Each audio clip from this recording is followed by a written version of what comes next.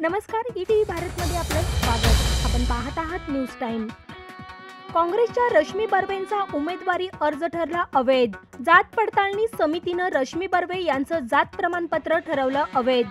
बर्वे या रामटेक मतदारसंघातील महाविकास आघाडीच्या आहेत उमेदवार। पुण्यात अजित पवार गटाची बैठक। साताऱ्याच्या उमेदवारीवर राष्ट्रवादीचाच हक्क असल्याची कार्यकर्त्यांची भावना। फलटणमधील कार्यकर्त्यांनी माढा मतदारसंघातील उमेदवार बदलण्याची केली मागणी। निवडणुकीपूर्वीच महाविकास आघाडीमध्ये बिघाडी। उद्धव ठाकरेंनी आघाडी धर्म पाळला नाही, बाळासाहेब थोरात यांची स्पष्टोक्ती।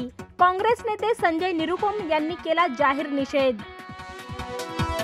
एका सांगलीसाठी देशाचं पंतप्रधान पद काँग्रेस घालवणार आहे का? खासदार संजय राऊतांचा जागा वाटपावरून काँग्रेसवर निशाणा। प्रकाश आंबेडकरांबाबत अद्यापही सकारात्मक। विजय शिवतारे यांची मुख्यमंत्री एकनाथ शिंदे आणि उपमुख्यमंत्री देवेंद्र फडणवीस यांनी काढली समजूत। मुख्यमंत्र्यांच्या निवासस्थानी झाली बैठक। उपमुख्यमंत्री अजित पवार सुद्धा उपस्थित असल्याची माहिती। अजित पवार गटाचे स्टार प्रचारकांची नावे जाहीर। अजित पवार, प्रफुल्ल पटेल, छगन भुजबळ यांच्यासह 37 नावांचा समावेश। छत्रपती शिवाजी महाराज यांची तिथीनुसार आज जयंती।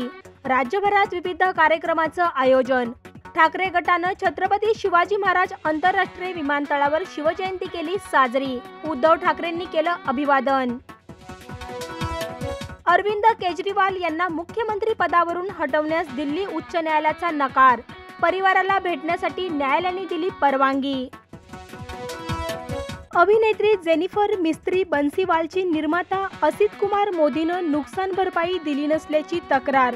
मोदी विरुद्धचा लैंगिक छळाचा खटला जिंकूनही भरपाई नाही। जेनिफर पुन्हा जाणार न्यायालयात।